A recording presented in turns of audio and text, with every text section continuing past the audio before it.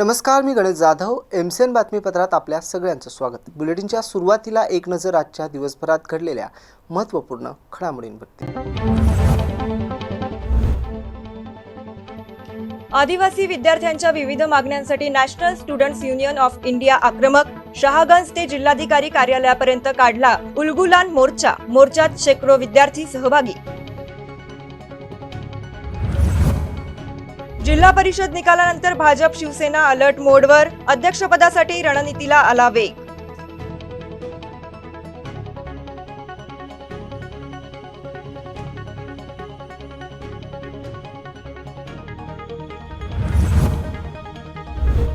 महापौरांचे शांत स्वागत तर उपमहापौरांसाठी तब्बल 19,000 किलो गुलालाची उधळण. छत्रपती संभाजीनगरात उपमहापौरांचे स्वागत की शक्ती प्रदर्शन? शहरवासियांना पडलाय प्रश्न.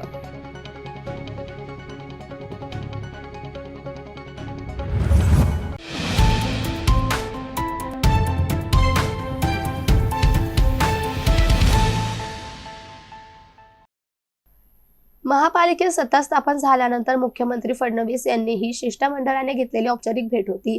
यावेळी मुख्यमंत्री फडणवीस यांनी नवनिर्वाचित पदाधिकाऱ्यांचं अभिनंदन करत मतदारांनी मोठा विश्वास दाखवत जबाबदारी तुमच्या खांद्यावर टाकली आहे, शहराच्या सर्वांगीण विकासासाठी प्रामाणिकपणे काम करा असं मार्गदर्शन केलं. यावेळी इतर मागास बहुजन कल्याण मंत्री अतुल सावे, खासदार डॉक्टर भागवत कराड, आमदार संजय केनेकर, आमदार नारायण कुचे, शहर अध्यक्ष किशोर शितोळे यांच्यासह इतर भाजप पदाधिकारी उपस्थित होते.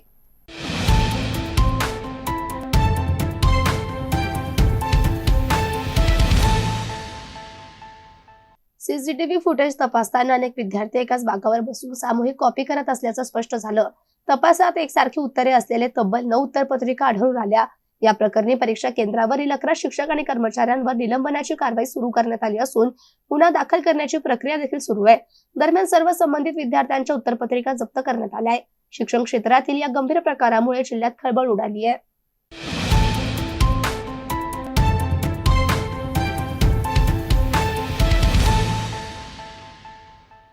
सध्याच्या निकालानुसार भाजपला 23 जागा मिळाल्या असून एका पुरस्कृत सदस्यासह त्याचे एकूण संख्याबळ 24 झाले, तर शिंदे सेनेला 22 जागा मिळाल्या आहेत. मित्रपक्षांच्या पाठिंब्यासह महायुतीकडे 32 पेक्षा अधिक सदस्यांचं संख्याबळ असल्याने अध्यक्षपदासाठी समीकरणे जुळवण्याचे प्रयत्न वेगाने सुरू आहेत. दरम्यान पंचायत समिती निवडणुकीत मात्र भाजपाला फटका बसल्याचं दिसून आलंय. अनेक ठिकाणी शिंदे सेना सर्वाधिक जागांसह आघाडीवर असून सत्ता स्थापनेसाठी हालचाली सुरू झाल्या आहेत.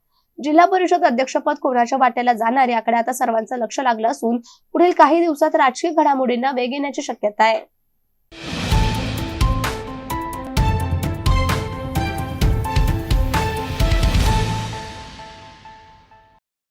आदिवासी विद्यार्थ्यांना शैक्षणिक क्षेत्रात भेडसावणाऱ्या गंभीर समस्यांकडे शासनाचं लक्ष वेधण्यासाठी आंदोलन करण्यात आलं. शिष्यवृत्ती वेळेवर न मिळणे, वसतिगृहातील अपुऱ्या सुविधा, प्रवेश प्रक्रियेतील विलंब यासारख्या विषयांकडे शासनाचं होणारं दुर्लक्ष या सगळ्या विरोधात NSUI-ने आंदोलन केलं. यात काही प्रमुख मागण्या यावेळी करण्यात आल्या. आदिवासी विद्यार्थ्यांची प्रलंबित शिष्यवृत्ती तात्काळ वितरित करावी, शिक्षण शुल्क प्रतिपूर्वी त्वरित मंजूर करून अदा करावी, शासकीय वसतिगृहातील मूलभूत सुविधा सुधाराव्यात, आदिवासी विद्यार्थ्यांसाठी स्वतंत्र मदत कक्ष सुरू करावे, या सर्व मागण्यांसाठी आंदोलन आज पार पडले. या संदर्भातील निवेदन NSUI-च्या वतीने जिल्हाधिकारी कार्यालयात देण्यात आलं.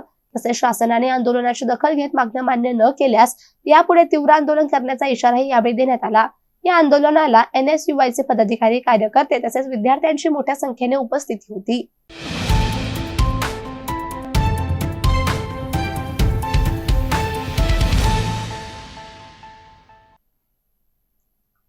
महापौरांच्या स्वागतासाठी गुलालाची उधळण 0 किलो असताना उपमहापौर राजेंद्र जंजाळ यांच्या स्वागतासाठी तब्बल 19,000 किलो गुलाल उधळण्यात आल्याची माहिती समोर आली आहे.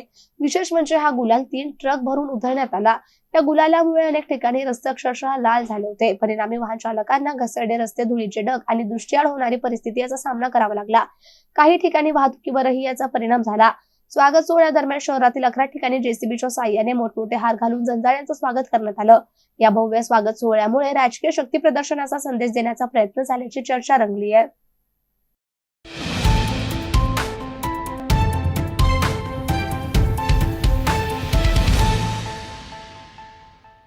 भाजपला सत्ता स्थापन करण्यासाठी एक सदस्याची गरज आहे, तर शिंदेच्या शिवसेनेला 2 सदस्यांची जुळवाजुळव करावी लागणार आहे. मात्र भाजपने सोयगाव पंचायत समितीच्या सभापती पदासाठी हालचाली गतिमान केल्या आहेत.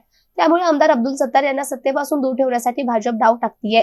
निंबायती गणातून शिवसेनेच्या सविता सोपान गव्हांडे, गोंदेगाववाला गयाबाई घोडे या 2 महिला निवडून आल्या असून भाजप जवळ राहुल राठोड फरदापूर, उत्तम चव्हाण सावळत 12 आणि जयश्री पवार आमखेड हे 3 सदस्य आहेत. शिवसेनेकडे उबाठा वैभवी पाटील बनोटी या एकमेव सदस्य आहे. त्यामुळे शिवसेना उबाठा सोयगाव पंचायत समितीमध्ये किंगमेकर ठरणार असल्याचं चित्र आहे. विजय चौधरी, MCN न्यूज, सोयगाव, छत्रपती संभाजीनगर.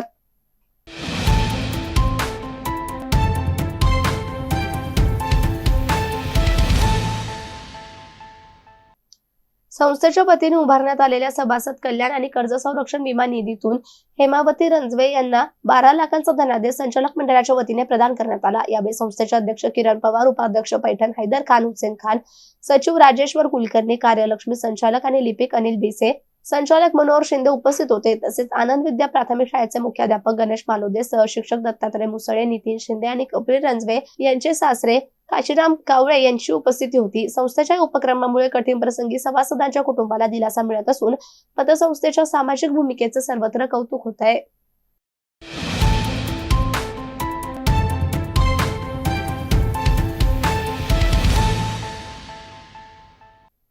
ग्राहक विजयकुमार गंगाधर दाभाडे राहणार संजयनगर मुकुंदवाडी यांनी बिल्डरकडून झालेल्या फसवणुकीची आबिती MCN न्यूज कडे मांडली.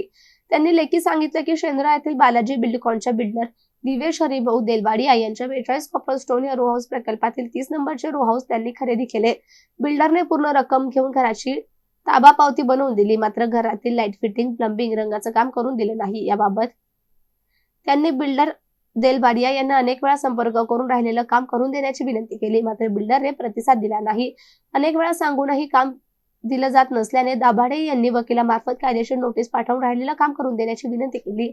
मात्र नोटीसलाही बिल्डरने जुमानलं नाही. त्यामुळे दाभाडे यांनी महारेराकडे बिल्डरची तक्रार केली. त्यावर महारेराने बिल्डरला रो हाऊसची उरलेली कामे 1 महिन्यात करून देण्याचे आदेश दिले. हा आदेश देऊन 2 महिने उलटले तरी बिल्डरने प्रतिसाद न दिल्याने ग्राहक दाभाडे हतबल झालेत. स्वप्नातील घर खरेदी तर केलेच, पण बिल्डरच्या अशा भूमिकेमुळे त्यांना मनस्ताप सोसावा लागतोय.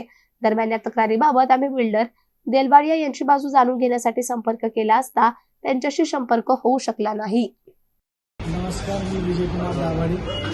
मी 2018 मध्ये बिल्डर देवेश देलवाडिया बालाजी बिल्डकॉन यांच्याकडनं घर खरेदी केलं. पण काही कारणास्तव त्यांनी माझं राहिलेलं काम करून दिलं नाही. त्यांना बरेच वेळेस मी संपर्क केला. कोर्टात त्यांना नोटीस पाठवली तरी त्यांनी काही जुमानलं नाही. त्या नोटीसला शेवटी मला महारेरामध्ये त्यांच्याविरुद्ध तक्रार दाखल करावी लागली. मी पहिले कन्झ्युमर कोर्टमध्ये टाकली होती, परंतु तिथं काही ॲडजस्टमेंट करून बिल्डरनी ते हाताशी निर्णय घेऊन टाकला त्यांच्याकडनं. शेवटी मला महारेरामध्ये त्यांच्याविरुद्ध कंप्लेंट करायला लागली. मागच्या 24 नोव्हेंबरला त्याचा निकाल लागला माझ्याकडनं की बाबा बिल्डरने 1 महिन्याच्या आतमध्ये काम करून द्यावं.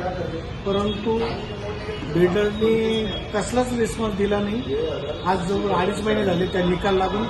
महारेराच्या निकालला त्यांनी जुमानत नाही. तुमची मागणी काय? माझी मागणी फक्त त्यांनी काम करून द्यायला पाहिजे.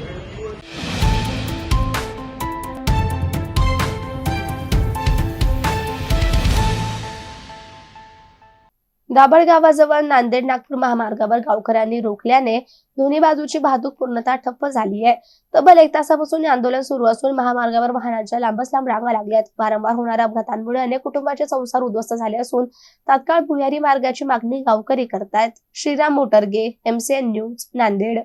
टेंबोली राष्ट्रीय महामार्गावर नांदेड पासून जवळ असले दाभड, बामणी, शेलगाव या तिन्ही गावाला कोणत्याही पर्यायी मार्ग न देता साधा सर्व्हिस रोड देऊन अत्यंत दुर्दैवी घटनेला या ठिकाणी आम्हाला त्या ठिकाणी परवानगी दिल्यासारखं शासनाने केलेलं आहे. या तिन्ही गावाला पर्यायी मार्ग दिला असता तर आमच्या जीवाला जीवित हानी झाली नसती. आणि या 15 दिवसामध्ये दाभड येथील 2 महिला या ठिकाणी या रस्त्यावर ये जा करते वेळेस दळण होण्याच्या साधनासाठी नेहमी शेताकडे येण्या जाण्यासाठी जावं लागते.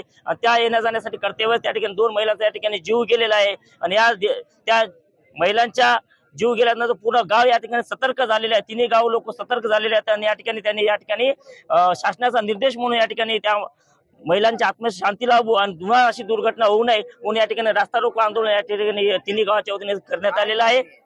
मागणी एकच आहे की या तिन्ही गावाला पर्यायी मार्ग म्हणून बामणी किंवा शेलगाव दाभोळ या तिन्हीचा मध्यस्थान म्हणून या ठिकाणी भुयारी मार्ग त्या ठिकाणी आम्हाला देण्यात यावा आणि आमची ही मागणी लवकरात लवकर पूर्ण करावी. अन्यथा तिन्ही गावाच्या वतीने मोठं आंदोलन या ठिकाणी करण्यात येईल आणि सर्व तिन्ही गावं मिळून या ठिकाणी एकत्र येऊन आमचा जो संसार आहे या राष्ट्रीय महामार्गावर या ठिकाणी आम्ही नक्कीच मांडणार, जर लवकरात लवकर मांडणी नाही झाली तर. याबरोबरच हे बातमीपत्र संपलं. पुन्हा भेटूया बातमीपत्राच्या पुढील भागात. तोपर्यंत पाहत राहा एमसीएन न्यूज.